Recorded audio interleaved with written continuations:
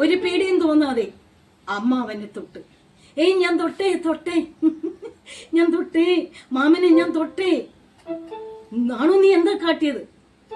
കേട്ട ഭാവമില്ലാതെ പത്തും പതുങ്ങി നടക്കും, തൊട്ട് തൊട്ടെന്ന് പറയും. പത്തും പതുങ്ങി നടക്കും, തൊട്ട് തൊട്ടെന്ന് പറയും. അമ്മ അരികത്തു വന്നാൽ പൊട്ടിച്ചിരിച്ചു കൊണ്ടോടും. അമ്മ അരികത്തു വന്നാൽ പൊട്ടിച്ചിരിച്ചു കൊണ്ടോടും. പൊട്ടിച്ചിരിച്ചു കൊണ്ടോടും. പാത്തും പതിങ്ങി നടന്ന് എല്ലാവരെയും തൊടും. ഞാൻ തൊട്ടേ തൊട്ടേ അമ്മയും തൊട്ടേ. അപ്പോൾ അമ്മ മാറിപ്പോൾ പൊട്ടിച്ചിരിച്ചും ഓടി വിളിക്കും. അയിത്തം ഒരു വിനോദമായി മാറി. നാണുക്കുട്ടനെ അത് രസകരമല്ല.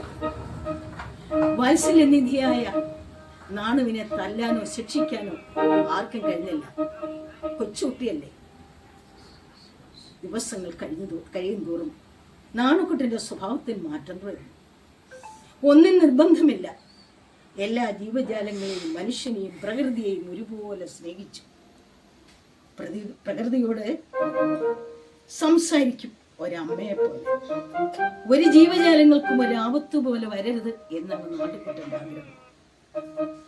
എന്നായിരുന്നു പ്രാർത്ഥന. മറ്റൊരു കുട്ടികൾക്കും ഇല്ലാത്ത സവിശേഷത കണ്ട് രക്ഷിതാക്കളും അമ്മാവന്മാരും അത്ഭുതപ്പെട്ടു. ആകരെയും ആകർഷിക്കുന്ന സ്വഭാവം. ഇത് അടുത്തുള്ള കളരിയിൽ നാണുക്കുട്ടനെ പഠിക്കാൻ കൊണ്ടുവിട്ടു. കൂട്ടുകാരുമായി വരുമ്പോൾ നാണുക്കുട്ടൻ അവരോടൊന്നും സഹകരിക്കത്തില്ല. അവര് പരസ്പരം അങ്ങോട്ടും ഇങ്ങോട്ടും അടിയും പിടിയെല്ലാം കൂടും. നാണുക്കുട്ടൻ ഇതൊന്നും ശ്രദ്ധിക്കത്തില്ല. എപ്പോഴും തനിച്ചാണ്. എന്ത് പറയുന്നതും ചിരിക്കുന്നതും കളിക്കുന്നതും എല്ലാം തനിച്ചാണ്. പഠനത്തിലുള്ള എല്ലാം പഠിച്ചു. മലയാളം മാത്രമല്ല, സംസ്കൃതം വായിക്കാനും പറയാനും എഴുതാനും പഠിച്ചു കഴിഞ്ഞു. നാണുക്കുട്ടന്റെ പഠനത്തിൽ ആ ജാഗ്രത കണ്ട സൂക്ഷ്മതയും കണ്ട് ആശാനും മറ്റുള്ള കുട്ടികൾക്ക് അത്ഭുതം ഉണ്ടായി. ക്ലാസ് കഴിഞ്ഞൊരു ദിവസം വരുമ്പോൾ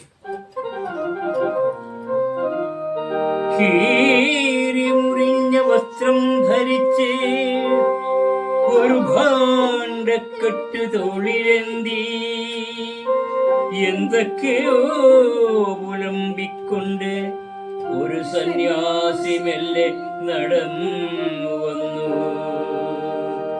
ഒരു സന്യാസി മെല്ലെ നടന്നു